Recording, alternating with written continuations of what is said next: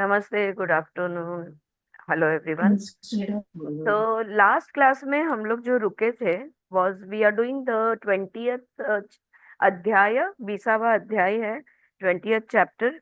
और 86 सूत्र पढ़कर हम रुक गए थे। 86 सूत्र में वो कहते हैं कि श्रद्धा का होना बहुत जरूरी है।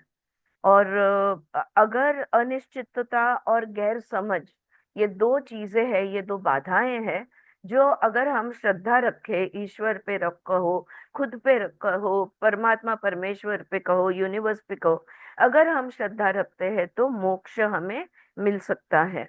But the question arises how this determined belief, ये जो श्रद्धा है, जो जो लाइक अटल विश्वास जिसको हम कहेंगे, determined belief will be possible when faith is wanting.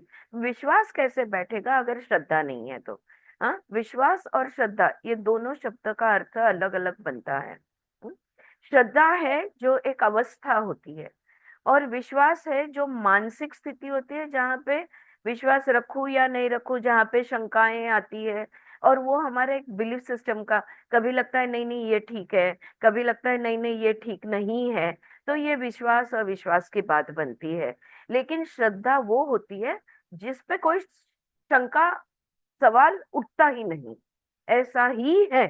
ये जब सुनिश्चित हो जाता है तो हम उसे श्रद्धा कहते हैं। तो बिना श्रद्धा के विश्वास कैसे बैठेगा? Therefore cut at its root. What is its root? तो उसको अगर, जो श्रद्धा बनने नहीं दे रहा, उसको मूल से हटाना जरूरी है। तो ये मूल क्या है, ये सवाल लेकर हम रुक गए थे। 87 में वो एक्सप्लेनेशन देते हैं। Want of faith has its root in unfavorable logic, विरुद्ध तर्क चिंतन। देखो, give it up and take to approved logic as found in holy books and expounded by a guru। देखो, लॉजिकल सेंस है ना, हम जिसको हम प्रमाण बोलते हैं ना, अम, प्रत्यक्ष, अनुमान, आगम, शब्द, 6 प्रमाण है टोटल। ये ये जो प्रमाण है, हम कॉन्स्टेंटली इनका यूज करते हैं और कहते हैं कि कभी कभी अनुमान लगाते हैं, कभी कभी प्रत्यक्ष होता है फिर भी विश्वास नहीं बैठता। फिर हम शब्द ज्ञान, क्या सच में बाइबल में ऐसा ही कहा है, गीता में ऐसा ही कहा है, या वेद में ऐसा बोला है, let me check.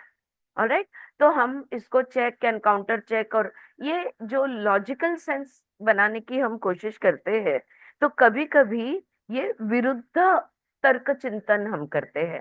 So opposite in our mind, the मनन इज कभी हाँ कभी ना, कभी हाँ कभी ना, विश्वास रखूं या ना रखूं, रखूं या ना रखूं, ये होते जाता है। तो ऐसे टाइम पे पक्का एक बात पक्की है कि श्रद्धा नहीं है। सो ये छोड़ दो, और जो गुरु वचन है या जो वेद वेद मान्य है, इस पर भरोसा करो। देखो, हमारे यहाँ है ना, सी, हमारे यहाँ वेद कहो, कोई भी शास्त्र ले लो, अपन जो जो हिंदू के जो भी शास्त्र है, षड्दर्शन ले लो, वेद उपनिषद ले लो, कोई भी पुराण ले लो, उनका ये कहना है कि हम ये कह रहे हैं कि ऐसा ऐसा है। अब तुम खुद अपने आत्म परीक्षण से तुम खुद इसकी मीमांसा करो, तुम खुद इसका इन्वेस्टिगेशन करो, और हम जो कह रहे हैं ये सत्य है कि नहीं, खुद ब खुद अनुभव लो। यू नो, देर इज, हमारे यहाँ डिक्टेटरशिप कोई नहीं है धर्म में। There is no dictating done over here, you know, कि ऐसा ही है, there is just one god और देर आर 10 गॉड्स, और ये रीति रिवाज ही करना जरूरी है, या हमारे पास सारे मार्ग ओपन है। 360 डिग्रीज के 360 पर्सपेक्टिव्स हमको परमिटेड है। जिसको जो करना है, जो ठीक लगे, इतने सारे प्रोबेबिलिटीज है, इतने सारे पॉसिबिलिटीज है, you are free to take up whichever one that you want. तो इतना फ्रीडम है हमारे फेथ में, अगर हम उसे फेथ कहे तो। सो ये वही कहते हैं कि देखो, श्रद्धा की शुरुआत गुरु वचन या वेद मान्य, जो पुराण मान्य कह लो, या ग्रंथ मान्य, शब्द प्रमाण जिसको हम कहते हैं, तो शब्द प्रमाणित में विश्वास रखो, वहां से शुरुआत करो। Then enlightenment becomes possible and faith results. अगर तुम्हारा शब्द प्रमाण में ही विश्वास नहीं है, तो तुमको प्रत्यक्ष कहाँ से आएगा, अनुभव कहाँ से आएगा? That's the question. तो फिर अनुभव शक्य बन जाता है, श्रद्धा हो बैठ जाती है, और फिर उसके बाद आत्म साक्षात्कार का अनुभव भी आ जाता है। thus ends the first evil propensity. यहाँ पे उसको वो कह रहे हैं, विश्वास न होना, बार बार गलत सवाल उठाना, या समझे बगैर सामने वाला जो बोल रहा है उसको गलत साबित करने की कोशिश करना, इसे कहते हैं पाप बुद्धि। That is the word they have used. So पाप बुद्धि, तो ये पाप बुद्धि हम रामदास के इसमें भी हम पढ़ते हैं ना, रामदास स्वामी जी के, कि पाप बुद्धि न कोरे। तो ये पाप बुद्धि जो हमारी है, ये बड़ी लॉजिकली, बड़ी शार्पली वर्क करनी चाहिए। इंटेलेक्ट हमारा शार्प चाहिए ऑपरेटिंग में। सो ये पाप बुद्धि का अंत यहाँ से होता है, किसी को तो मानो, अरे कोई तो चीज में विश्वास रखो, कुछ नहीं तो नसीब पे तो विश्वास रखो, नहीं तो गुरु पे तो विश्वास रखो, कहीं तो तुम तुम्हारा विश्वास रखोगे या नहीं? अगर कहीं भी अपना विश्वास नहीं रखोगे, तो तुम्हें जो आधार चाहिए, you know, the way will you stand? आप खड़े कहाँ रहोगे? आपको किसी पे विश्वास नहीं होगा तो ये पाप बुद्धि इसे कहा है, इसे नष्ट करो। ये पहली पाप बुद्धि हो गई। दूसरी जो है वो ये है काम। तो अपराध जो है ये पाप बुद्धि बन गई। अब काम जो है, it prevents the intellect from following the right pursuit. काम वासनाएं यानी क्या? डिजायर्स, इच्छाएं। हमारी इतनी सारी, मुझे ये करना है, मुझे वो करना है, मुझे ये चाहिए, वो चाहिए, यहाँ जाना है, वो आना है, ये लाना है, इतनी इच्छाएं होती है कि ये इच्छाओं की वजह से हम सही मार्ग पर चल नहीं पाते। हाँ, इसलिए काम जो है, ये अपराध के बाद ये दूसरी वृत्ति बनती है, काम वृत्ति। For the mind engrossed in desire can not engage in a spiritual pursuit. अगर काम में पड़े है, हाव म्हणतो ना आपण, हे हव्यास, हे हवं, ते हवं, ते हवं, अगर हम इसमें पड़े हैं, तो हम अध्यात्म कब करेंगे? इस मार्ग पर नहीं चल सकते। The abstraction of a lover is well known to all. He can hear or see nothing in front of him. Anything said in his hearing is as good as not said. Desire must therefore be first overcome before aspiring for spiritual attainment. वो कह रहे हैं, ये कैसा है पता है? वो जो प्रेमी, प्रेम में जो पागल होता है ना, उसको ना कुछ दिखाई देता है, ना कुछ सुनाई देता है, उसका ध्यान ही नहीं होता। दो दो बार रिपीट करो हम क्या बोल रहे हैं, वो कभी, उसका ध्यान बस वो प्यार में ही खोया हुआ होता है, अपने प्रिय के ख्यालों में ही खोया हुआ होता है। इच्छाएं हमें भ्रमिष्ट ऐसा बना देती है, हम पर ऐसा भ्रम लाती है, ऐसा जैसे इस व्यक्ति पे है वैसा, कि हम फिर दूसरा कुछ सोच नहीं सकते। तो आध्यात्मिक का सोच कहाँ से आएगी? That can be done only by dispassion. तो अगर इच्छाएं नहीं रखनी है, तो इच्छाएं न रखने का विरुद्ध क्या बनता है? वैराग्य। हाँ, पतंजलि भी कहते हैं, अभ्यास वैराग्याभ्याम तन निरोधा। तो ये सारे अंतराय जो है, ये सारे ऑब्स्टिकल्स जो है, इसको सॉल्यूशन है अ, अभ्यास और वैराग्य। तो यहाँ वो कहते हैं, काम वासनाओं का जो हम पर अंतराय है, इसका उपाय है वैराग्य। This propensity is manifold, being in the form of love, anger, greed, pride, jealousy, etc. अब वैराग्य जो है ना, ये सारे भावों से हमें मुक्त कर देता है, इसलिए वैराग्य हमारे लिए बहुत अच्छा है। The worst of them is the pursuit of pleasure, which if destroyed destroys all else. और सबसे सुख के पीछे हम भागते रहते हैं, हमें ऑल द टाइम सुख चाहिए, और इसलिए हम यहाँ जाते हैं, वहां जाते हैं, ये करते हैं, वो करते हैं, तो ये जो काम वासनाएं हैं, ये हमें सुख के पीछे अपनी तृप्ति के लिए दौड़ाती रहती है। अगर इसे हमें नष्ट कर दिया तो बाकी सब जो दोष है वो अपने आप नष्ट हो जाएंगे। प्लेजर में बी सटल और ग्रॉस। अब देखो, सुख तो सूक्ष्म भी होता है या स्थूल भी होता है, इट कैन बी सटल और gross. Neither of these must be indulged it even in thought. सूक्ष्म सुख होता है कि मैंने किसी के लिए कुछ किया तो उन्होंने चार लोगों के सामने मेरी तारीफ कर दी, तो मेरे दिल को बहुत अच्छा लगा, तो ये है सूक्ष्म सुख। हाँ? और अगर मैंने डोनेटेड बाय आरती अकुला वगैरह बोर्ड लगा के जो मैं सुख लेती हूँ, तो ये बन जाएगा स्थूल सुख। चाहे सूक्ष्म हो चाहे स्थूल हो, विचारों में भी सुख का सुख के पीछे नहीं जाना। ये मुझे सूक्ष्म ये ख्याल भी नहीं आना चाहिए कि चलो मेरे मुंह पे कुछ नहीं कहा पर मेरी पीठ पीछे तो मेरी तारीफ कर दे। ये सोच, ये थॉट, ये विचार भी मेरे दिमाग में नहीं आना चाहिए। उस हद का वैराग्य हमें लाना होगा। Right? So pleasure may be subtle or gross, neither of these must be indulged with even in thought. As soon as the thought of pleasure arises, it must be dismissed by the willpower developed by dispassion. जैसे जैसे हम वैराग्य की practice बढ़ाते जाएंगे, मैं literally practice कहूंगी इसे, क्योंकि वैराग्य खुद ब खुद नहीं आता। वैराग्य हमें प्रयत्न पूर्वक लाना पड़ता है, खुद को बार बार रोकना पड़ता है। नहीं नहीं, शांत रहो, ऐसे खुद को कहना पड़ता है बार बार कि नहीं, शांत हो जाओ, मिले तो ठीक ना मिले तो ठीक। अच्छा, तुम्हें इच्छा निर्माण हुई है, खुद से ये वार्तालाप करनी है, खुद से ये कॉन्वर्सेशन करना है। You know, way you stop yourself कि it's okay, you don't need this, it's you are okay even without this. धीरे धीरे एफर्ट से वैराग्य जब कम हो जाता है, वैराग्य जब बढ़ जाता है, तो हमारा विल पावर भी बढ़ जाता है। तो हमारी जो इच्छा शक्ति इच्छा पूर्ति के लिए भी होती है, क्योंकि वो एक शक्ति है। हाँ, तो इच्छा पूर्ति के लिए भी इच्छा शक्ति, और इच्छाओं की निर्मिति का अंत करने के लिए भी इच्छा शक्ति का उपयोग हम कर सकते हैं। हाँ, so it is, we can use, it's a power. Willpower is a power.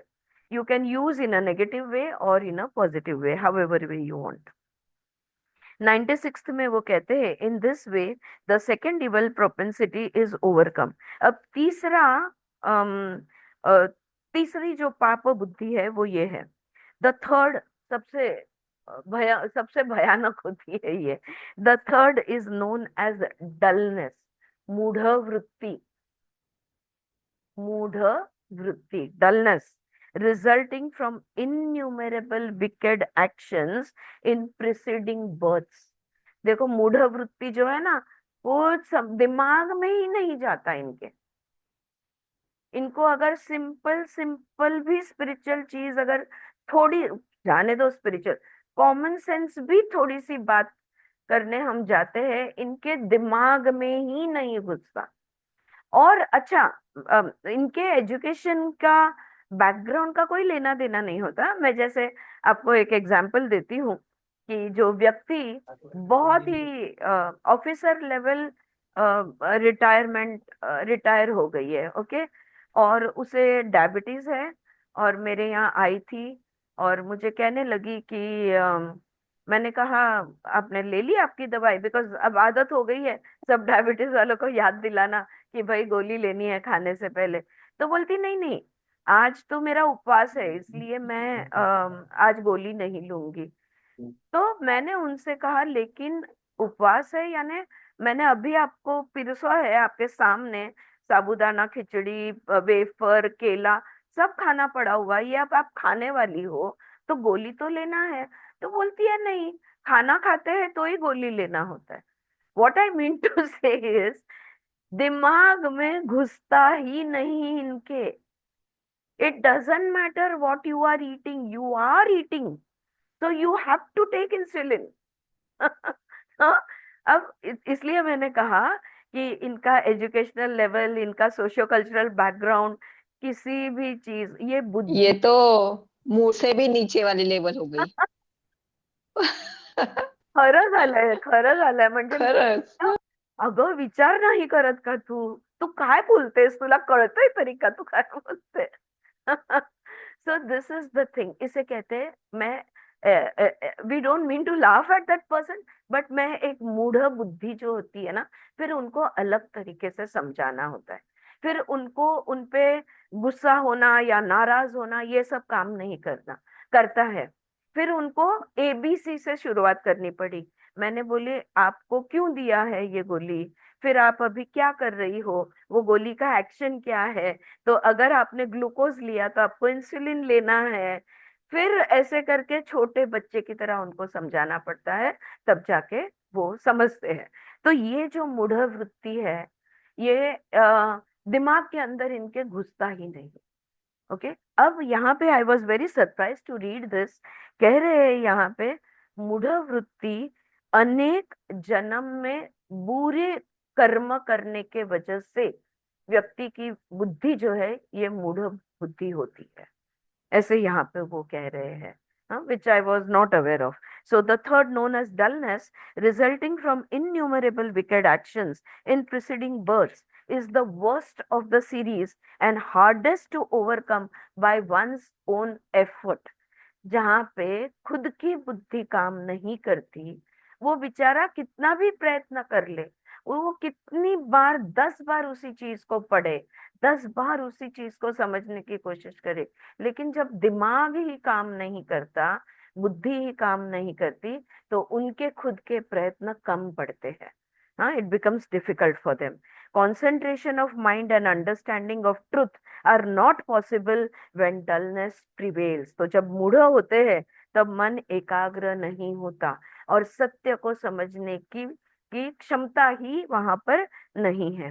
There is no remedy for it other than, देखो ऐसा नहीं है कि इनको कोई उपाय नहीं है। ओके, देखो भगवान ने हमें सबको हमको बनाया है अलग अलग बुर्णुस, और हमने क्या सीखा था, 3 प्रकार की बुद्धि हमने जो सीखी थी। तैल, चर्म आणि भ्रूण. हाँ, तैल चर्म आणि बुरुणुस, या हरेक प्रकार के जीवात्मा भगवान ने बनाए हैं, सबके लिए कोई ना कोई तो पॉजिटिव छोड़ा ही है। ऐसा नहीं है कि कोई तो भी टोटली लॉस्ट कॉज है और इसका कुछ नहीं हो सकता, ऐसा किसी को भगवान ने छोड़ा नहीं है। कोई कुछ ना कुछ तो उपाय हरेक के लिए दिया ही है। यहाँ पे वो कहते हैं मूढ़ बुद्धि वालों का के लिए कोई उपाय नहीं है, अलावा की other than worship of the goddess of the self, यानी adoration, prayer, meditation, etc। बस इनको ध्यान करते रहो, प्रार्थना करते रहो, इनके लिए प्रार्थना बहुत अच्छा उपाय है। हाँ, कोई भी जो भी देव या देवी में इनकी इनका विश्वास है, इनको जप आ जप और प्रार्थना करने को कहने का, ये इससे इनको बहुत फायदा होता है। I remove the devotee's dullness, यहाँ पे देवी खुद बात कर रही है ना, प्रकृति देवी, त्रिपुरा देवी, वो कह रही है I remove the devotee's dullness according to his worship quickly or gradually or in the succeeding birth. तो ऐसा जो मेरा ऐसी मूढ़ बुद्धि का जो मेरा साधक होता है, उसकी मूढ़ बुद्धि कम करती हूँ, उसको मैं तेज देती हूँ। वो मेरी कितनी दिल से पूजा करते हैं, कितने विश्वास के साथ मेरी मुझे प्रार्थना या मेरी पूजा करते हैं, उस हिसाब से उनको फल मिलते जाता है। और अगर इस जन्म में नहीं तो किसी अगले जन्म में उसे जरूर वो तेज मैं दे देती हूँ। He who unreservedly surrenders himself to me with devotion is endowed with all the requisites necessary for self realization। और जैसे हमारे संत है ना, जैसे तुकाराम है, नामदेव है, even there are so many, Dnyaneshwar है, सो मेनी ऑफ अवर संत, मीराबाई है, आप कई है, राइट। ये जो हम जो जिनका विश्वास अटूट है, और वो बस वो विठ्ठल विठ्ठल विठ्ठल छोड़ के उससे दूसरा कुछ नहीं आता, ऐसे जो है, जो पूरी श्रद्धा से मुझ पर ध्यान लगाए रहते हैं, ऐसों को मैं आत्म साक्षात्कार के लिए जो कुछ जरूरी है, वो बिल्ट इन ऐप जिसको मैं कहूंगी, उनको वो बिल्ट इन ऐप के साथ वो आते हैं। तो यहाँ त्रिपुरा देवी कहती है वो सारी चीजें मैं उन्हें वरदान देती हूँ या आशीर्वाद देती हूँ, और वो आत्म साक्षात्कार उनका हो जाता है। He who worships me easily overcomes all obstacles of self realization। देवी कह रही है मैं मूल प्रकृति हूँ, मैं प्योर कॉन्शियसनेस हूँ। अगर मेरी पूजा की जाए, अगर मेरे मुझ पर ध्यान धरा जाए, तो आत्मा साक्षात्कार तो होना ही है।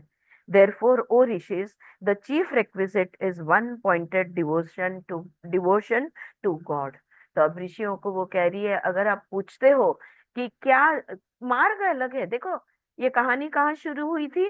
सारे ऋषि बोल रहे हैं मेरा मार्ग सबसे श्रेष्ठ, मेरा मार्ग सबसे श्रेष्ठ। तो वो कहती है सबसे श्रेष्ठ श्रद्धा है, जो भी आप कर रहे हो इसमें अटूट विश्वास। तो अगर single pointed devotion to god, एकाग्रता बस भगवान पे, the devotee is the best of aspirants. ऐसा भक्त जो होता है ये ज्ञानी बनता है। द वन श्रेष्ठ एस्पिरेंट हम कह सकते हैं। The one devoted to abstract consciousness excels every other seeker. जो आत्मा के पर एकाग्र है, जो आत्मा पर धारणा ध्यान कर रहा है, इससे बड़ा श्रद्धालु ढूंढ कर भी नहीं मिलेगा। Consummation lies in the discernment of the self as distinguished from the non self. हाँ, तो ये who am I, what is आत्मा और अनात्मा, ये दोनों का फर्क जब समझ जाएगा, उसी क्षण मोक्ष प्राप्त में हो जाएगी। आत्मा क्या है और अनात्मा क्या है? अनात्मा इज ऑपोजिट टू आत्मा। What is not the self and what is the self? The self is at present confounded with the body, etc. Such confusion must cease, and awareness of the self must result as opposite to nescience in sleep। देखो निद्रा में स्व का आभास नहीं होता। जब हम गहरी नींद में होते हैं, क्या हमें पता होता है कि हम है? नहीं होता। वो छोड़ दो। यहाँ पर अम, हम जब जागृत अवस्था में होते हैं, तो हमारे शरीर को हम समझते हैं। I think that my body is me, या माई माइंड इज मी। जब ये छूट जाएगा कि my body is me, my mind is me, ये कंफ्यूजन जब चला जाएगा और आत्म की सजगता आ जाएगी, तो आत्म साक्षात्कार के लिए तैयार हो जाओगे। The self is experienced even now, but it is not discerned rightly, for it is identified with the body etcetera. There is therefore endless suffering. आत्मा और अनात्मा, ओके, आत्मा एक है, अनात्मा अनेक है। इनके बीच का फर्क, इसका विवेक, यानी इनके बीच का फर्क हमें ध्यान में नहीं आता। इसीलिए क्या होता है? दुख होता है। All our misery, all our suffering is the result of not knowing who we are. शरीर को हम समझते हैं, दुख होता है। मन को हम समझते हैं, दुख होता है। समझे? तो ये जो है, the self is not hidden indeed, it is always gleaming out as I, but this I is mistaken for the body owing to ignorance. On this ignorance ceasing, the I is ascertained to be the true consciousness alone, and that sets all doubts at rest. तो ये अविद्या के वजह से, क्योंकि हम नहीं जानते हम कौन है, इसलिए हम सुख दुख में पड़े रहते हैं, दुख भोगते रहते हैं। एक बार हमारे ध्यान में आ जाए कि हम कौन है, तो फिर सारी शंकाएं मिट जाएगी। This and nothing else has been ascertained by the sages to be the finality। Thaumaturgic powers, this was a new word for me. If anyone wants to write it down, thaumaturgic, thaumaturgic powers such as flying in space, etc., are all fragmentary and not worth a particle of self realization। तो ये जो थॉमेटर्जिक power है, ये है सिद्धि, अष्ट सिद्धि। तो जो अष्ट सिद्धियां हैं, ये सिद्धियां भी क्षणिक है। तो सिद्धि, जैसे जैसे अध्यात्म बढ़ते जाएगा, जैसे जैसे हम आत्मा के करीब होते जाएंगे, अच्छा करीब जाने दो, कम से कम हम क्या नहीं है, नेति नेति, ये भी अगर हमारे ध्यान में आ गए, आने लगता है, तो सिद्धियां प्राप्त होने लगती है, हम सिद्धि की तरफ जाते हैं। ये अनिमा गरिमा महिमा, ये जो सिद्धियां हैं, ये भी क्षणिकी होती है। इसके सुख में अगर खो गए तो समझो लटक गए। ओके, फिर से अविद्या में आ गए। तो इसमें भी हमें नहीं अटकना है, आत्म के परमानंद तक जाने तक रुकना नहीं है। Thaumaturgic powers are also a hindrance to self realisation, ये पतंजलि योग सूत्र में भी हमने पढ़ा है कि सिद्धियां जो है ये बाधाएं हैं आत्म साक्षात्कार की। Of what use are they, क्या काम है इन सिद्धियों का? They are but simply acrobatic tricks. यहाँ पे तो कह रहे हैं कि सिद्धियां यानी क्या कहे इसे, कलाबाजी है, यू नो, डोंबारीचा खेळ जिसको हम मराठी में कहते हैं, ये कलाबाजी है, इसमें कोई मतलब नहीं है। What use are these powers unless for wasting one's time? क्या करोगे सिद्धियों को लेकर? देखो, सिद्धियों के माध्यम से, सिद्धियों को साधन की तरह यूज करके क्या आत्म साक्षात्कार हो जाएगा? नहीं होगा, क्योंकि आत्मा के साक्षात्कार के लिए कोई साधन नहीं है। Are you getting it? या are you with me guys? तो साधन कोई उधर काम ही नहीं आने वाला है। तो सिद्धि भी कितना भी बड़ा साधन क्यों ना हो, वहां तक पहुंचने में उसका कोई हमें कोई मदद नहीं होने वाली। तो वो कह रहे, तो फिर क्या करोगे? सिद्धिया का टाइम पास ही करोगे ना? क्यों करना है time pass? There is no accomplishment equal to self realization which is alone capable of ending all misery, because it is a state of eternal bliss. आत्म का साक्षात्कार यानी परम आनंद की अवस्था। जहां परम आनंद की अवस्था है, वहां पे दुख कहाँ से आएगा? तो दुख का अंत एक ही चीज ला सकता है, परम आनंद की अवस्था। Self realization differs from all accomplishment in that the fear of death is destroyed once and for all. आत्मा साक्षात्कार जब हो जाता है, मृत्यु का भय पूरी तरह से हमारे दिल से नष्ट हो जाता है। Realization differs according to the antecedent practice and consummate with the degree of purity of mind, may be perfect, middling और dull। अब वो देखो, अपना जो आत्म साक्षात्कार है ना, कितना अभ्यास और कितना वैराग्य तुमने किया है, इस पर निर्भर है कि आत्मा के करीब तुम कितने पहुंचे हो। ये किस चीज पर निर्भर है? कितना अभ्यास और कितना वैराग्य तुमने किया है। तो शुद्ध, कितना तुम्हारा चित्त शुद्ध हुआ है, इस पर यह निर्भर है। और चित्त शुद्धि के हिसाब से तीन प्रकार फिर से बनते हैं, उत्तम, मध्यम और मूढ़, यानी तामसिक।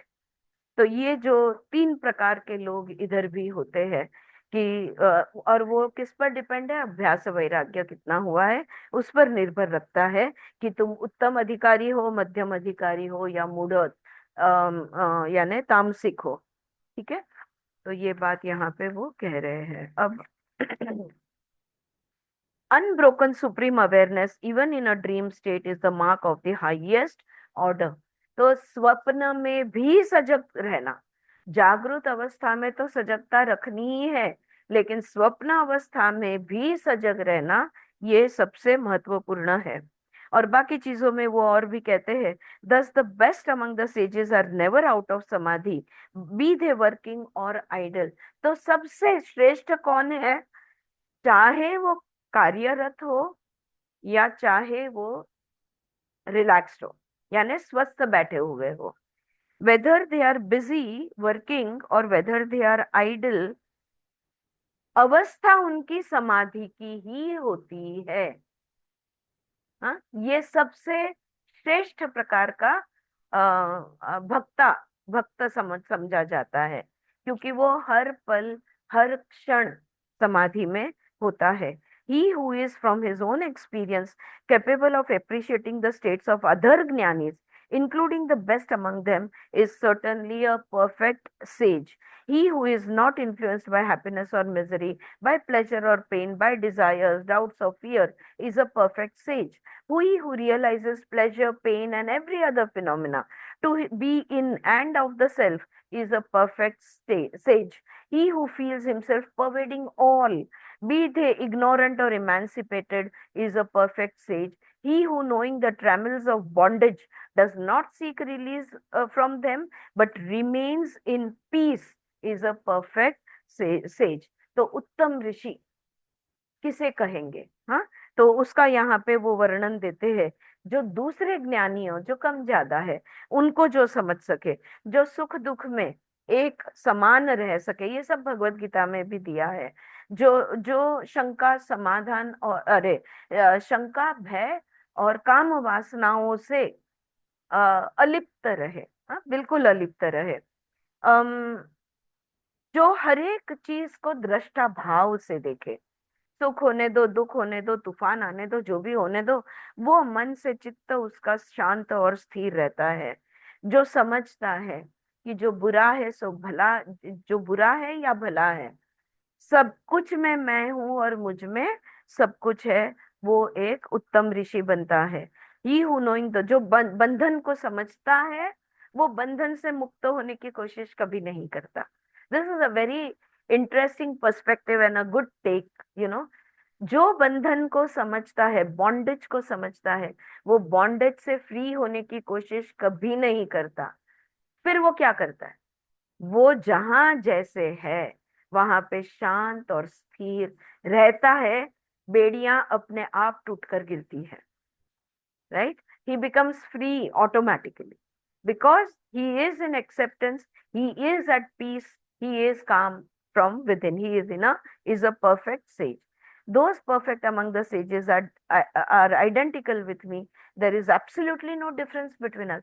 तो ऐसा जो भक्त है, जो परम भक्त है, जो पराभक्त कहेंगे हम, परम भी नहीं, पराभक्त, ऐसा भक्त और मुझ में, त्रिपुरा देवी कह रही है, उसमें और मुझ में कोई फर्क नहीं है, हम एक जैसे हैं।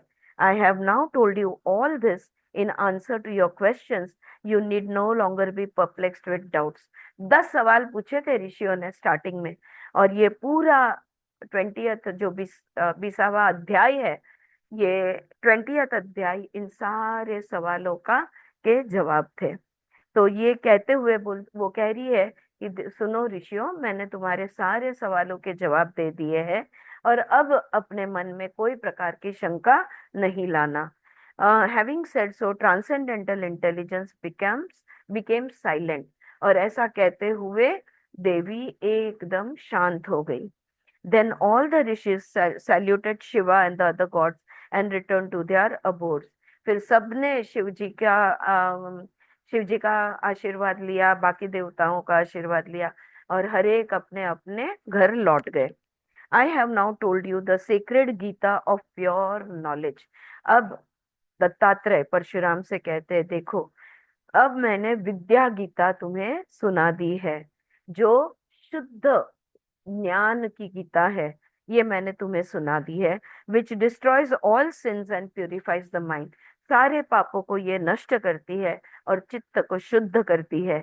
This Gita is the best among Gitas because it has proceeded from abstract intelligence herself, and it leads one to emancipation on being attentively heard and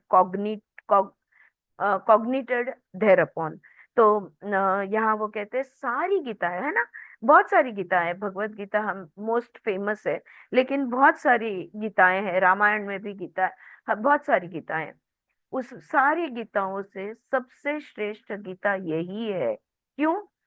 क्योंकि प्रकृति खुद, देवी खुद अपने मुख से इसे गा रही है, तो खुद के बारे में खुद बता रही है। ये गीता सिर्फ सुन के भी मोक्ष प्राप्ति हो सकती है। सिर्फ ध्यान से सुनना और समझना जरूरी है। अगर ध्यान से सुनी जाए और समझी जाए तो बस इससे ही किसी को भी मोक्ष मिल सकता है। This Gita is the raft to save one from sinking in the ocean of samsara. संसार क्या है? जन्म मरण के फेरे को संसार कहते हैं। तो संसार से यही वो नैया है जो हमें संसार से मुक्त कर सकती है, इस cycle of birth and death से मुक्त कर सकती है। And so it must be read or repeated every day with love and care. तो इसे बड़े प्रेम से रोज सुनना जरूरी है। Thus ends the chapter of विद्या गीता इन त्रिपुरा रहस्य। यहाँ पर 20th चैप्टर खत्म होता है। यस, अनम्यूट हो जाओ। और कैसा लगा आपको 20th चैप्टर? थोड़ा सा योर टेक अवे थोड़ा बता दो। When today's thing was really very much like it intense. really grasped me कि any situation शांत bondage, especially that bondage का thing, शांत और स्थिर bondage you will automatically be free of. That was really या you know इट्स ट्रू, अभी सच में effort, आत्म साक्षात्कार को कोई एफर्ट की जरूरत नहीं। All we need to do is keep our self very steady on course. steady composed. Yes. उतना करे ना तो भी। जान्हवी, तुझ्या पुस्तकात काय वेगळं? तुला काय बोलायचंय? जान्हवी, त्याच्याशी नंतर बोल. नाही हा, बोल बोल. इथे त्यांनी ते जे क्वेश्चन्स आहेत ना ते 9 प्रकारचे 9 क्वेश्चन्स दिले इथे 10 सांगितले. अच्छा, त्यांनी आता 9 प्रश्न, सगळ्यांनी. बरं 9 प्रश्न मांडलेले आहेत का तिकडे? हा हा हा, 9 बरं, प्रश्न आहे. बरोबर. त्याच्यात शेवट घेतला तो पूर्ण सिद्ध कोण आहे, हा, सिद्धी म्हणजे काय, खरा साधक, माझे विज्ञान, तीव्र जिज्ञासेचं फळ आणि बुद्धीचा दोष.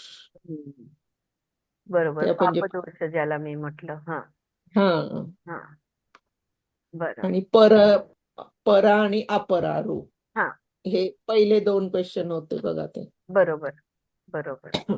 नंतर माझे ऐश्वर्य. हो, छान. त्याच्यामध्ये अपरोक्ष आणि परोक्ष होतं ना शब्द याच्यात. परोक्ष. हा हा. हम्म. नाही, हे रूप होतं ते आधीच्या याच्यात होता अपरोक्ष, प्रत्यक्ष आणि अपरोक्ष असं. परोक्ष आणि अपरोक्ष.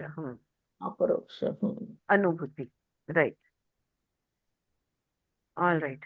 मजा आली, मला आवडला हा चॅप्टर. खूप छान. Yes, very nice. It was beautiful. मला तर वाटतं ना प्रत्येक याच्यात फक्त हा एवढा एक जरी चॅप्टर असं केला तुम ना. मग असं त्यांनी तेच सांगितलंय ना, विद्या गीता रोज तुम्ही विद्या गीता हाँ रोज. पर मैं बता दूं जानवी, अभी आप जो बोल रही हो कि बस ये एक लेसन पढ़ते तो भी काफी है, ऐसा मैंने हाँ. सोचते हुए जब ये अगला लेसन पढ़ना शुरू किया 21वां, तो तो मुझे लगा कि नहीं नहीं. नाही नाही, फक्त 20वा, त्याच्या आधीच काहीच माहिती नसेल तर फक्त हाँ. 20वा अजून काहीच कळणार नाही. नहीं नहीं, 21st चैप्टर में अजून पुढचं. अजून ऐसा है. All right, shall we move on to 21st chapter, which is Yes. the second last chapter. On chapter को शीर्षक यहाँ पे दिया है एक विंशोध्याय कहते हैं. एक विंशोध्याय यानी चैप्टर 21. इसको हेडिंग दिया है on the accomplishment of wisdom, it's nature and spiritual लोर. ओके, तो यहाँ पे जो हम प्रज्ञा कहते हैं या विवेक कहते हैं, इसको कैसे हासिल किया जाए, एक प्रज्ञा का स्वभाव क्या है, प्रज्ञा किसे हम कहेंगे, और आध्यात्मिक कहानी एक अंत में बहुत सुंदर कहानी दी है, वो भी बड़ी इंटरेस्टिंग है. Alright, so shall we start with the 21st chapter? या यू गाइज विथ मी? जो लोग वीडियोस ऑन रख सकते हैं जितने रखो. Alright. After Parshuram heard this from Sri Dattatreya, he felt as if released from the meshes of ignorance. तो अब तक 20 ये जो विद्या गीता सुनने के बाद परशुराम को ऐसा महसूस होने लगा जैसे कि अब मैं अविद्या से छूट गया हूँ, अब मैं ये इग्नोरेंस से के झाल में से निकल आया हूँ. He again saluted Sri Datta and asked him with great devotion, Lord, please tell me exactly how wisdom can be accomplished. I want to hear the essence of it in brief. The method should also be easy. देखो वो क्या क्या demand करते हैं. I think I will translate it one sentence at a time. Please tell me exactly how wisdom can be accomplished. ये जो प्रज्ञा है या विज्ञान है, अम, अ, ये कैसे प्राप्त किया जाए, और उसका सार मुझे आप शॉर्ट में बताओ. हाँ, tell me the essence in short. Okay. और आगे वो कहते हैं the method should also be easy. और सुलभ ये शब्द वहां पे मंत्र में यूज किया है. अगर आप नजर मंत्रों पे रखोगे तो मजा आएगा आपको. जो मैं बोलती जा रही हूँ ये मिलते जाएगा वहां पे. तो बोलते सुलभ तरीका जो भी आप मुझे बताओगे प्रज्ञा प्राप्त करने का, वो सुलभ होना चाहिए and at the same time efficient. अच्छा, सिर्फ सुलभ नहीं, सुलभ के साथ वो फलदायी भी होना चाहिए. ओके. तुरंत उसका फल भी मिलना चाहिए. Please also tell me the characteristics of the sages so that I may readily recognise them. तो ये एक सुलभ और फलदायी के बाद दूसरा वो सवाल करते हैं कि जो ऋषि होते हैं या जो ज्ञानी जिसको हम कहेंगे, इनके लक्षण कौन से होते हैं. हाँ, इनके लक्षण क्या है. ऐसे लक्षण बताओ कि वो दूसरों में देखकर मैं पहचान जाऊं कि ये सिद्धा है या ये ज्ञानी है. मुझे पहचान में आना चाहिए कि ये सामने वाला ज्ञानी है, so that I may readily recognise them. What is their state with और विदाउट द बॉडी. जो श्रेष्ठ ज्ञानी होता है, इसके शरीर में जब वो होता है तब उसकी अवस्था कैसे होती है, और जब शरीर में वो नहीं है तभी उसकी अवस्था कैसी होती है. How can they B unattached दो एक्टिव. अरे सब कर्म कार्य कर रहे हैं फिर भी ये इसमें है, डिटैचमेंट में है, ये वैराग्य में है. तो ये कैसे वो कर पाते हैं. Kindly tell me all this. ये सब आप मुझे कृपा करके समझाए. Thus requested, the son of Atri spoke to him with pleasure. कौन है अत्रि का पुत्र? दत्तात्रेय. तो ऋषि अत्रि का पुत्र दत्तात्रेय ये उसे कहते हैं, ठीक है रामा सुनो. I am now telling you the secret of accomplishment. अगर प्रज्ञा प्राप्ति करनी है तो इसका गूढ़ जो है मैं अब तुम्हें बताने जा रहा हूँ. Of all the requisites for wisdom, divine grace is the most important. अगर प्रज्ञा प्राप्त करनी है, विवेक अगर प्राप्त करना है, सबसे पहली चीज जो चाहिए वो है ईश्वर कृपा. ईश्वर की कृपा के बगैर हमारी बुद्धि सद्बुद्धि में परिवर्तित नहीं होती. ईश्वर की कृपा रहेगी तो ही, डिवाइन ग्रेस से ही हमारी बुद्धि जो है ये प्रज्ञा में कन्वर्ट होती है. He who has entirely surrendered himself to the goddess of his own self is sure to gain wisdom readily. जो अपने ही अंदर की देवी को, अपने ही आत्मदेवी को पूरी तरह से समर्पित कर देता है, वो बड़ी आसानी से आत्म साक्षात्कार या बड़ी आसानी से हम कहेंगे प्रज्ञा प्राप्ति उसे हो जाती है. Rama, this is the best of all methods. अनेक साधन है, सबसे अच्छा साधन है खुद को समर्पित कर देना. समर्पण विदाउट सरेंडर. किसको हम सरेंडर करते हैं? किस चीज को सरेंडर करना है? ईगो को. मैंने किया, मैंने 1,00,000 जप किए. हाँ, जो करता है या 10 लक्ष वॉटेवर, तो 1 लक्ष 10 लक्ष वॉटेवर, वो कितनी बार पब्लिक प्लेटफॉर्म पे, पर्सनल प्लेटफॉर्म पे, हर जगह बोलते रहते हैं कि मैंने ये किया. आध्यात्मिक कार्य कर्म का भी गर्व कितना होता है. इसलिए महत्वपूर्ण है कि पहले खुद को समर्पित कर दो. So sir, yes. उसका आधा ध्यान वो जप काउंटिंग में जाता है. हाँ, वो जप करने में खो नहीं ज, जाते, वो गिनती में है. हाँ बिल्कुल बिल्कुल जो बिल्कुल। जब कर रहा है वो उसको काउंट करने की जरूरत ही जरूरत नहीं ही है ना। नहीं है, आ जप जप हम्म। करते रहेगा, सही हम्म। बात है, बिल्कुल सही है। सो वो कह, यहाँ पे वो कह दत्तात्रेय कह रहे हैं, this is the best method, कि अपने अंदर की आत्मा को समर्पित हो जाओ। This method does not require other aids to reinforce its efficiency और as other methods do for accomplishing the end. देखो ये इस तरह से ना, तो तुम्हें कुछ और चीज साधन की जरूरत नहीं पड़ेगी। बाकी के मार्ग है वहां पे साधन की जरूरत पड़ती है, लेकिन इस मार्ग पर, श्रद्धा या भक्ति मार्ग कह लो, भक्ति मार्ग पर किसी साधन की जरूरत नहीं है। There is a reason for it, pure intelligence illuminating all has cast a veil of ignorance of her own over all. Her true nature is evident only after removing this veil of discrimination. This is hard for those whose minds are directed outward, but it is easy, sure, and quick for devotees engrossed in the goddess of the self to the exclusion of all else. Ramakrishna Paramahansa देखो,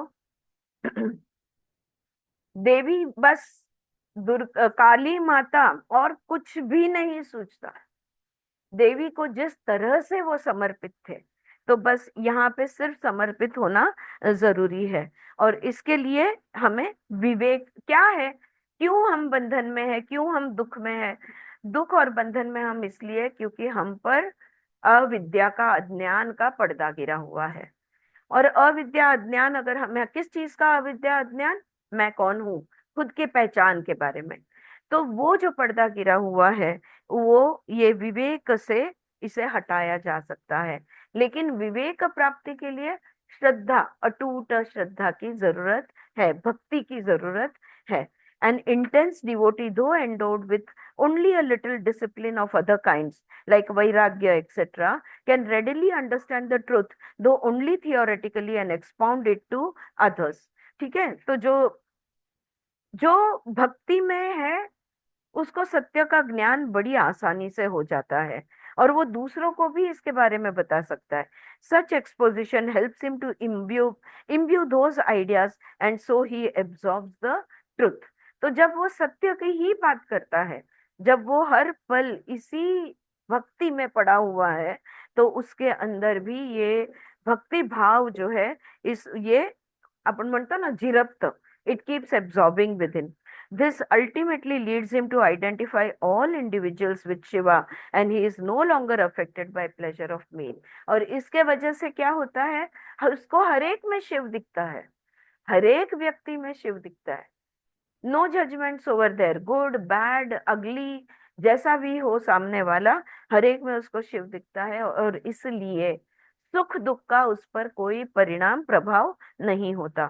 all round identification with Shiva makes him the best of the Giani's and अ जीवन मुक्ता, क्योंकि वो हरेक जीवात्मा को, हरेक जीव को शिव समझता है, हरेक में उसको भगवान दिखते हैं, और इसलिए वो सर्वश्रेष्ठ उत्तम ज्ञानी बनता है और जीवन मुक्ता बन जाता है। हाँ, जो इस जीवन में होते हुए मुक्त है। Therefore Bhakti Yoga, the way of devotion, is the best of all and excels all else. तो भक्ति योग से अधिक बड़ा कोई मार्ग नहीं। The characteristics of a jnani are hard to understand because they are inscrutable and inexpressible. अब दूसरा सवाल उन्होंने पूछा था कि मैं ज्ञानी को कैसे पहचान, am I going fast for you guys, or is this okay, all right. तो दूसरा सवाल उसने पूछा था कि ज्ञानी को मैं कैसे पहचाऊं, कौन से गुण धर्म उसके उसमें होते हैं जो देखते ही मेरे ध्यान में आ जाए कि ये एक ज्ञानी है। तो वो कहते हैं यहाँ पे कि ज्ञानी के जो लक्षण है, ये बहुत रहस्यमय होते हैं और अव्यक्त होते हैं, इसलिए इसके लक्षणों को जानना मुश्किल है। For instance, a Pandit cannot be adequately described except by his appearance, gait, and dress, because his feelings, depth of knowledge, etc., are known to himself alone. अब देखो ना, जो शास्त्रज्ञ व्यक्ति है, जो शास्त्र का पढ़ा है, जो पंडित है, पंडित की वेशभूषा, उसके बोल चाल पर से हम जान सकते हैं कि भाई ये कोई पढ़ा लिखा व्यक्ति लग रहा है। राइट। बट अदरवाइज अगर उतना छोड़ दे तो बाकी उसके पास कितना ज्ञान है, किस प्रकार का ज्ञान है, वो किस प्रकार का व्यक्ति है, ये तो सब उसके अंदर छिपा हुआ होता है। Are known only to himself. While the flavor of a particular dish cannot be exactly conveyed by words to one who has not tasted it, a pandit can be understood only by another pandit by his method of expression. A bird alone can follow the track of another bird.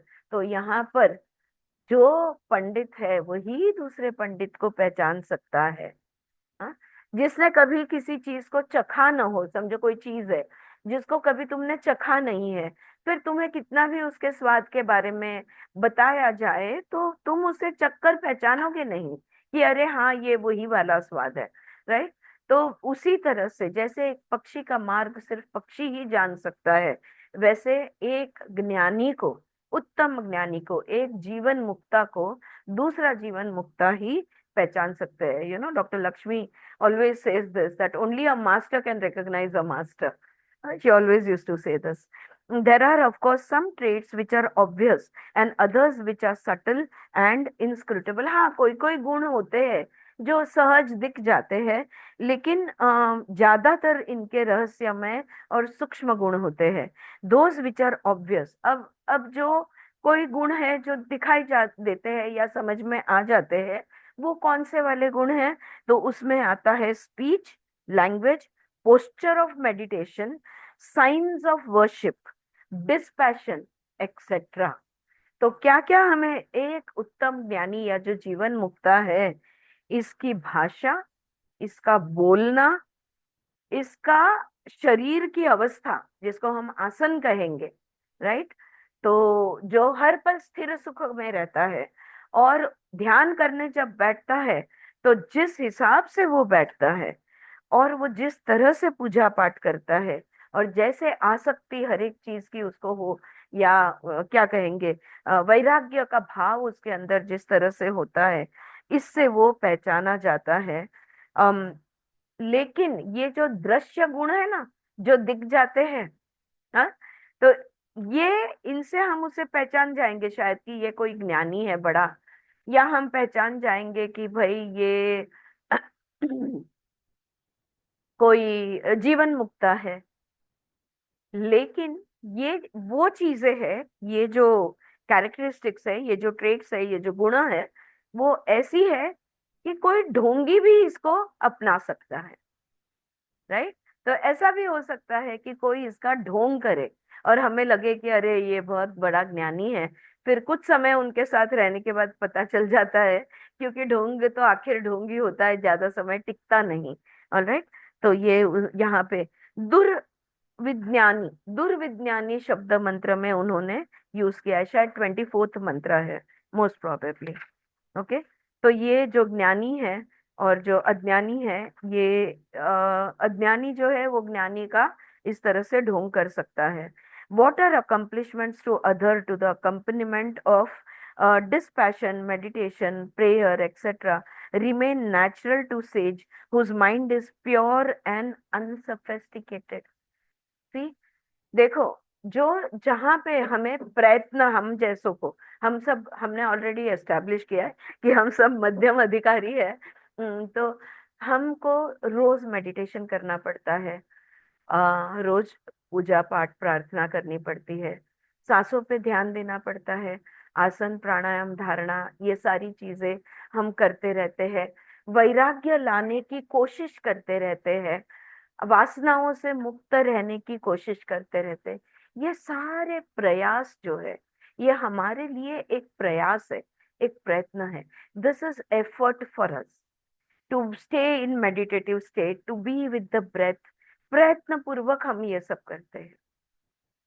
जो उत्तम ज्ञानी है, जो जीवन मुक्ता है, उसके लिए ये सारी बातें सहज और सरल रीत से होती है।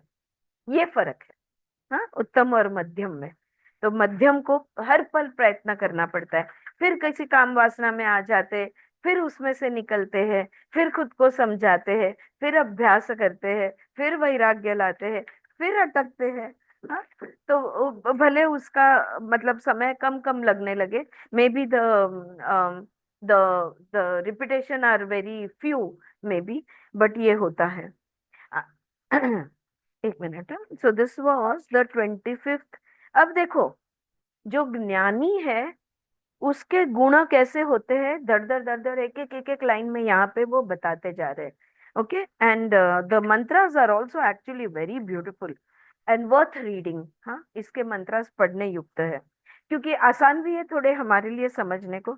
तो जैसे 25वां मंत्र में उन्होंने कहा, हमारे लिए जो प्रयत्न है उनके लिए वो सहज है। आगे वो कहते हैं, ही whom honor and insult, loss or gain cannot affect is a sage of the best class। तो जस्ट लुक एट द, देखो 26 से आप देखोगे ना, मंत्र 26 से हर एक का दो, 26 27 का अंत, ज्ञानी सुत्तमम, यानी उत्तम ज्ञानी ऐसा होता है, ये उसका एंड में आता है। तो जो मान अपमान, फायदा नफा तोटा, या जो कहे ना प्रॉफिट और लॉस, हर चीज में वो अम, शांत रहता है।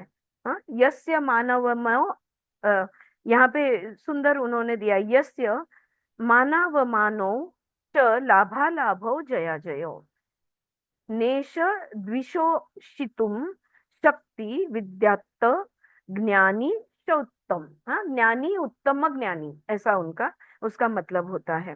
तो मिले तो ठीक, ना मिले तो और भी ठीक, ऐसे जो रहते हैं वो।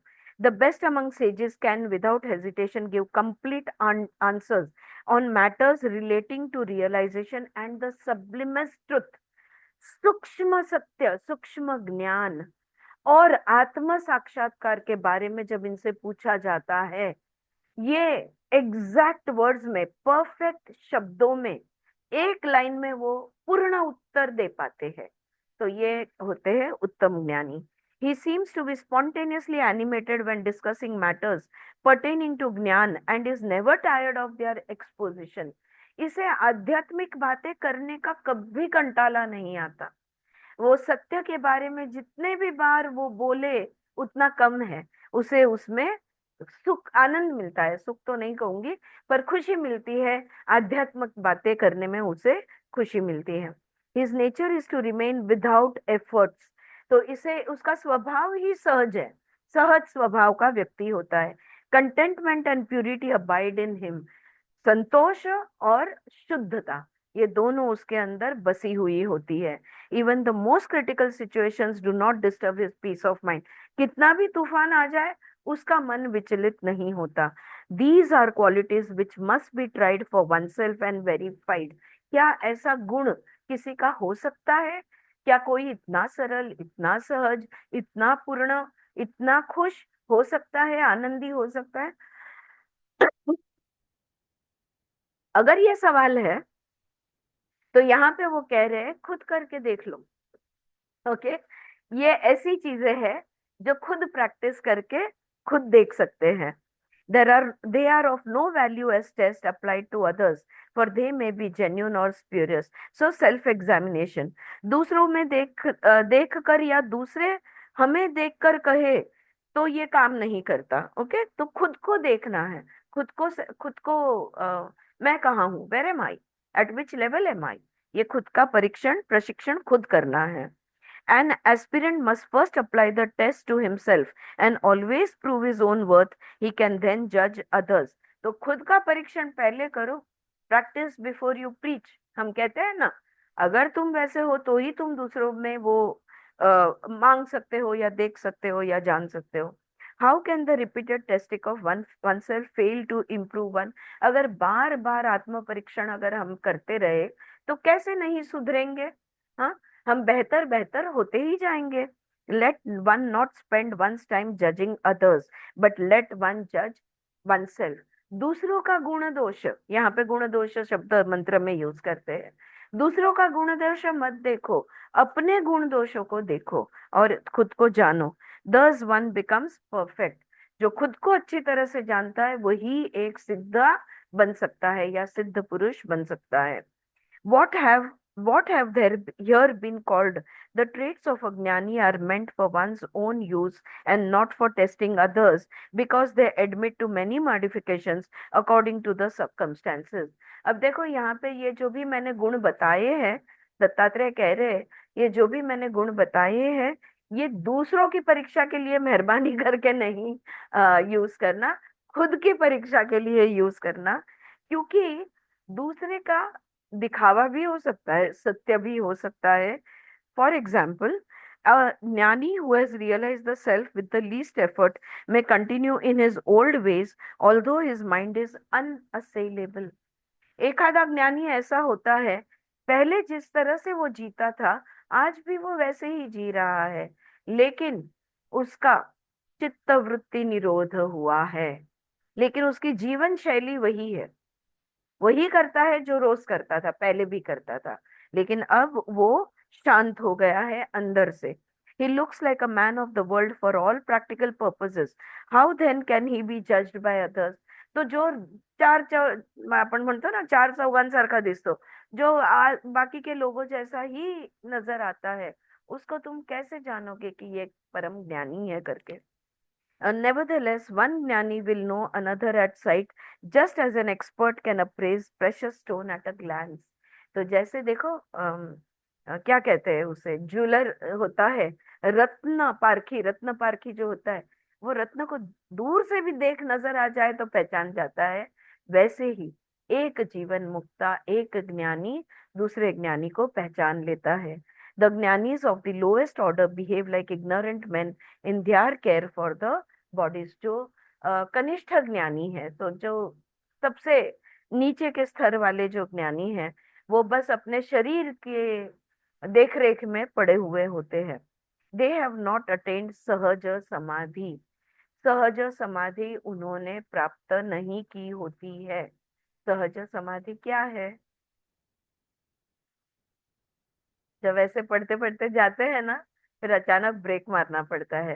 किस अवस्था को हम सहज समाधि कहते हैं? हाँ, मन में विचार न होना यानी समाधि। ठीक है, मन में एक भी विचार न होना। A thought free mind is said to be in samadhi. And सहज समाधि जो हर पल ऐसा ही होता है, थॉट फ्री, उसे कहा जाता है सहज समाधि। ऑलराइट। तो जो कनिष्ठ है उन्होंने अभी सहज समाधि प्राप्त नहीं हुई है। दे आर तो, और सहज समाधि का और एक चीज, चाहे वो कुछ भी काम करते हो, मन उनका खाली ही रहता है, हाँ, विचार मुक्त ही रहता है, चित्त वृत्ति निरोध, चाहे वो कुछ काम करे या जो भी दुनियादारी में पड़े रहे, लेकिन चित्त वृत्ति निरोध में ही रहता है उनका। Okay, they are in a state of perfection only when they are calm or composed। They have as much of the body sense and enjoy pleasure and pain with as much zest as any animal when they are not engaged in the investigation of the self। अब जो समझ सहज समाधि में है, इसका मतलब ये नहीं है कि वो सुख दुख का अनुभव नहीं लेते, लेकिन वो सुख दुख के अनुभव के साथ जुड़ते नहीं। तो उसका जो भी आनंद लेना है वो सारा आनंद वो भी लेते हैं, लेकिन हर पल वो आत्म परीक्षण में होते हैं। वो मनन निधिध्यास, बस इसी में पड़े हुए होते हैं। The middle class of Giani's are never deluded by their bodies। तो ये हो गया एक उत्तम ज्ञानी के, फिर से उन्होंने कोई दृश्य गुणधर्म है और बाकी रहस्यमय गुणधर्म उनके होते हैं जो हमें नहीं पहचान में आते, पर एक ज्ञानी दूसरे ज्ञानी को पहचान लेता है। ये हो गया उत्तम अधिकारी या उत्तम ज्ञानी। अब मध्यम की तरफ आते हैं। The middle class of jnanis are never deluded by their bodies. जो मध्यम है वो शरीर के भ्रम में नहीं आते, उतना तो वो समझ गए हैं, ये शरीर यानी I am not the body, I am not even the mind, उतना तो उनके ध्यान में आ गया है। Delusion is the false identification of the I with the body, which never arises with the more advanced ज्ञानी, namely the middle class among them. तो वो शरीर को मैं हूं ऐसा कभी नहीं कहेंगे, ये जो मध्यम अधिकारी होते हैं वो। Identification of the self with the body is attachment to the body, क्योंकि वो समझ गए हैं अगर मैंने शरीर को मैं कह दिया, आई एम द बॉडी कह दिया, तो मैं अपने बॉडी में अटक गई, या मैं अपने बॉडी से अटैच हो जाऊंगी, जुड़ जाऊंगी। The middle class of jnanis are never attach to the bodies. मध्यम अधिकारी शरीर के साथ कभी नहीं जुड़ते। Their minds are mostly dead because of their long practice and continued austerities. वो तपस, स्वाध्याय और ईश्वर प्रणिधान, पतंजलि का जो क्रिया योग की व्याख्या है, तप स्वाध्याय ईश्वर प्रणिधानानि क्रिया योग, मध्यम अधिकारी हर पल इसमें होते हैं। तप, स्वाध्याय और ईश्वर प्रणिधान, ये हर पल होते हैं, और इसलिए इनके मन, इनके चित्त शांत होते हैं ज्यादातर। They are not engaged in work because they are entirely self possessed. So ये मध्यम अधिकारी है, वो बस उनको घंटे घंटे मेडिटेशन ही करना है, तो वो ज्यादा काम में उलझते नहीं। Just as a man moves और speaks in sleep without being aware of his action, so also this class of yogi does enough work for his minimum requirement without being aware of it. तो जैसे नींद में आदमी कैसे हिलता है, करवटें बदलता है, whatever, हलचल उसकी होती है, तो ये जो मध्यम अधिकारी है वो उतना ही काम करता है जितना जरूरी है, उतने ही पैसा कमाएगा जितना जीने के लिए जरूरी है, उतना ही कामकाज करेगा जितना जरूरी है। बाकी सारा समय वो आत्म का अभ्यास, तप, स्वाध्याय, ईश्वर प्रणिधान, वो इसी में पड़ा रहता है। Having transcended the world, he behaves like a drunken man, but he is aware of his actions. His body continues on account of his vasanas and destiny. देखो अभी शरीर उसका जिंदा है, क्यों? जो पूर्व कर्म की वासनाएं हैं और जो भाग्य से उसका भाग्य में लिखा हुआ है, बस इसलिए वो यहाँ पे है।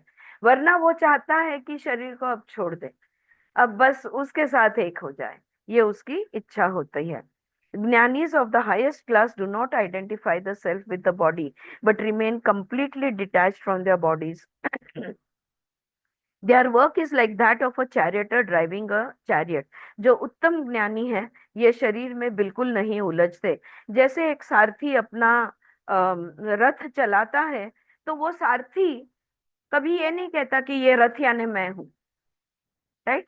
तो हम सारथी है और ये शरीर हमारा रथ है, तो इस रथ को हम मैं हूं ऐसा क्यों समझेंगे, राइट? तो वो उत्तम ज्ञानी ऐसा है। So similarly, the Jnani is not the body nor the actor. He is pure intelligence. वो बस शुद्ध चित्त में घूमता है। Though entirely detached within from action to the spectator, he seems to be active. He performs his part like an actor in a drama and plays with the world as a parent does with his child. तो ये बस एक role निभा रहा है, उसको बस अब मैं माँ बन गई हूँ तो माँ का रोल निभा रहा है, सास बन गई हूँ तो सास का रोल निभाना है। जो भी रोल निभाना है वो समय के लिए वो रोल निभाते हैं और फिर अपनी दुनिया में चले जाते हैं, फिर अपने हृदय गुहा में जाके बैठ जाते हैं। जो जो करना है उतना करते हैं, फिर हृदय गुहा, तो उनका मूल स्थान अपना हृदय है, उतना हृदय गुहा है। बाकी वो कार्य तो लोगों को लगता है कि वो ये तो हमेश की तरह कार्य करते हैं, पर उनके ध्यान में ये नहीं आता कि ये उत्तम अधिकारी है। Of the two higher orders of jnanis, अब ये उत्तम और मध्यम, इसके बीच में मध्यम जो होता है, he remains steadfast through his sustained practice and control of mind. वो प्रत्याहार करते रहता है और प्रत्याहार के वजह से वो स्थिर रहता है। कौन सा? जो मध्यम अधिकारी है वो। Whereas the other is so on account of the force of his discrimination and investigation. I will slow down at this point. उत्तम ज्ञानी और मध्यम ज्ञानी, अगर हम खुद अपने आप को मध्यम समझते हैं, क्योंकि हम हर पल तप, स्वाध्याय, अभी जो अभ्यास कर रहे हैं ये भी तप ही है, ये अभ्यास करना, इसको समझने की कोशिश करना, ये भी एक स्वाध्याय ही है, और हमारा इस पर विश्वास नहीं होता तो हम ये नहीं करते। तो हम क्या कर रहे हैं? क्रिया योग कर रहे हैं। तप, स्वाध्याय, ईश्वर प्रणिधान कौन कर रहा है? जो मध्यम अधिकारी है वो। तो एक मध्यम अधिकारी और एक उत्तम अधिकारी, यानी मध्यम ज्ञानी और उत्तम ज्ञानी। उत्तम ज्ञानी वो है जो जीवन मुक्ता है। ठीक है, ये दोनों में फर्क क्या है? बहुत सिंपल यहाँ पे समझा दिया उसने कि जो मध्यम होता है ना, ये मन को अपने काबू में रखने की कोशिश में है। अपने तप, अपने अभ्यास, अपने वैराग्य, अपना स्वाध्याय, इस माध्यम से, अनेक साधनों से अपने मन को अपने काबू में रखने की कोशिश में है। लेकिन जो उत्तम अधिकारी है, जो जीवन मुक्ता है, उसे ये कोशिशों की जरूरत नहीं है। उसका मन पूरी तरह से उसके कंट्रोल में है, दो चीजों की वजह से। एक है डिस्क्रिमिनेशन यानी विवेक, और दूसरा है इन्वेस्टिगेशन यानी विचार। तो विचार यानी मनन एंड निधिध्यास। तो यहाँ पे मनन भी उतना नहीं करना पड़ता है, बस ये निधिध्यास की अवस्था में उत्तम अधिकारी रहते हैं। The difference lies in the merits of their intellect. ये फर्क किस वजह से है? उनके बुद्धि की क्षमता के वजह से है। यू नो, सी इट्स, ये सच में, ये इस पॉइंट को ना आप थोड़ा सा चिंतन मनन इस बात पे जरूर करना कि एक जीवन मुक्ता की बुद्धि और मेरी बुद्धि में क्या फर्क है। हाँ, so this is somewhere, how does the intellect differ is something that we need to do manana on, right? तो वो वैसा इसलिए है, विवेक और विचार के वजह से, डिस्क्रिमिनेशन एंड इन्वेस्टिगेशन के वजह से। The difference lies in the merits of the intellects. I shall now relate to your story in this connection. तो उनकी बुद्धि में फर्क है, उनकी बुद्धि में भेद है। ये बात को समझाने के लिए मैं तुम्हें एक कहानी सुनाना चाहूंगा। ओके, अब वो यहाँ पे कहानी शुरू होती है। There was formerly a king by name Ratnangada, ruling in the city of Amrit on the banks of Vipasa. Vipasa नदी के किनारे अमृत नाम के शहर में का राजा था, जिसका नाम था रत्नन गदा, या रत्नन गद होगा। ही हैड टू सन्स, रुकमन गद एंड हेमन गदा, या गद जो भी। तो उसके दो बेटे थे, रुकमन गद और हेमन गद। Both wise and good and dearly loved by their father. दोनों बेटे विवेकी थे, बहुत ही अच्छे थे, और पिता के दोनों प्यारे थे। रुकमन गद was well versed in the shastras. तो जो एक था वो शास्त्र में माहिर था। एंड हेमनगद वॉज अ ज्ञानी ऑफ द हाईएस्ट ऑर्डर। और हेमनगद जो था, ये उत्तम ज्ञानी था, जीवन मुक्ता था कह सकते हैं हम। On one occasion, both of them went out on a hunting expedition in a dense forest, followed by their retinue. एक बार वो साथियों को लेकर, या जो भी घोड़ा, हाथी, शस्त्र हस्त्र, जो भी रथों को लेकर एक बार एक जंगल में वो गए, जहां पर शिकार करने वो एक जंगल में गए थे। They accounted for many a deer, tears, tigers, hares, bisons, etc. And being thoroughly exhausted, they rested beside a spring. तो वहां पे बहुत सारी उन्होंने शिकार की, अनेक प्राणियों की शिकार की, और फिर थक गए। थक कर एक झरना बह रहा था, उसके बाजू में आराम करने के लिए लेट गए। रुकमन गदा was informed by some persons that there was a Brahman Rakshas, okay, a species of Gauli spirit of a learned but degenerate Brahmin close by. तो किसी ने आके रुकमन गद से कहा, जिसको वो जो शास्त्र में माहिर था ना, उसे तर्क वितर्क करना बहुत पसंद था। तो उसे किसी ने आके कहा कि यहाँ पर एक ब्राह्मण राक्षस की रूह घूमती है, जो बहुत बड़ा ज्ञानी है और जो हमेशा पंडितों को या ज्ञानियों को चैलेंज करता रहता है, हमेशा से उनको शास्त्र का वाद विवाद कह लो या क्या कहते हैं, तर्क वितर्क कह लो, वो हमेशा उनके साथ उनको आमंत्रित करता है। और जब किसी ज्ञानी के साथ वो तर्क वितर्क करके, क्योंकि खुद बहुत बड़ा ज्ञानी है, वो जब ज्ञानी को हरा देता है तो उसका भक्षण करता है। तो द ब्राह्मण राक्षसा would invite a pandit, a jnani for debate, and then when the debater is lost he will eat him। हाँ, वो उसे खा जाता है। ये उसे आकर किसी ने कहा। Seeing this, Hemgada said to the goal, अरे नहीं, since Rukman Gada loved learned disputations, he went with his brother to the goal and engaged him in argument। अब रुकमन गदा जो है, इनको तो तर्क वितर्क करना बहुत ही पसंद है।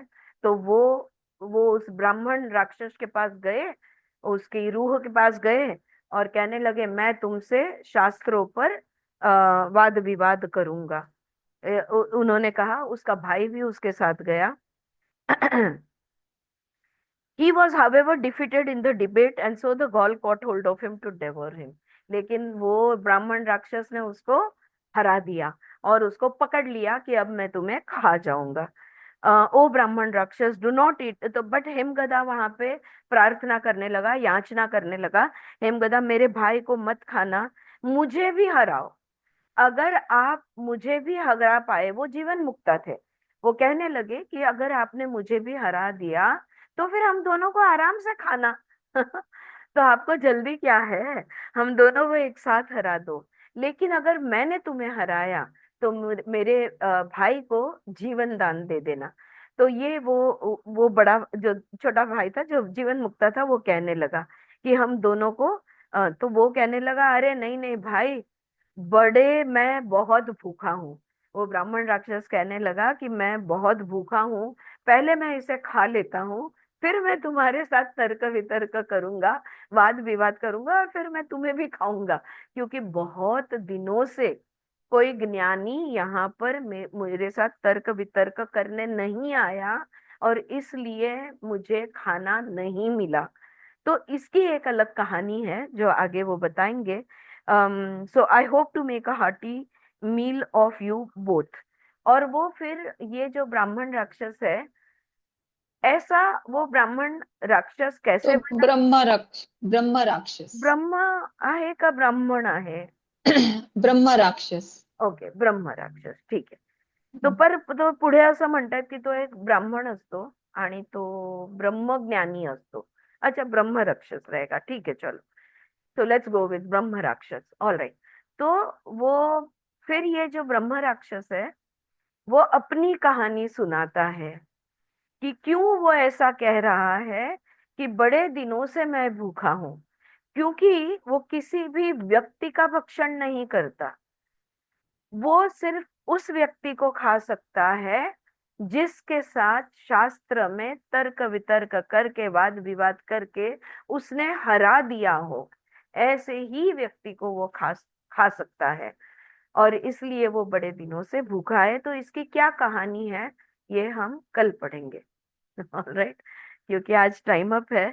So tomorrow we will, very interesting conversation, short and sweet chapter है एक्चुअली, लेकिन हमारे लास्ट चैप्टर का थोड़ा बाकी रह गया था, वरना आज ये चैप्टर हम कंप्लीट कर लेते, कोई बात नहीं। तो वो कहानी वो बताएंगे, और उसके बाद जो प्रश्न उत्तर है बहुत सुंदर है, तो उसके मंत्र भी बहुत सुंदर है। So this we will study tomorrow. Alright, तो ये ख्याल में आ गया। 20th चैप्टर वॉज विद्या गीता, और 21st चैप्टर जीवन मुक्ता और एक ब्रह्म राक्षस के बीच का अनुवाद है। और ज्ञानी कैसे प्रकार के होते हैं, और ज्ञानी को क्या हम पहचान सकते हैं, अगर पहचान ना हो तो उनके गुण क्या होते हैं, ये सारी बातें दत्तात्रेय परशुराम से समझा रहे हैं। राइट, किसी को कुछ सवाल, कुछ प्लस माइनस? यस जान्हवी, इथे ब्रह्मराक्षसाचे 14 प्रश्न आणि उत्तर सांगितले. सुंदर आहेत प्रश्न उत्तर. हो हो, आणि हे एक एक लाईनचे आहेत. हो राक्षस, okay, please forgive my shortfall in language, Sanskrit and whatever. Yes, Smita, thank you, darling. Yeah. So, thank you Aarti. Thank you jasmine, thank you. यहाँ पे रुकते हैं. अजून काही सांगायचंय जान्हवी तुला? एनी शांती, एनी क्वेश्चन? या, सो गुड सोफा. ऑलराइट, ठीक है, तो रुकते हैं यहाँ पे. नमस्ते, thank you everyone, and I will see you tomorrow. Bye bye.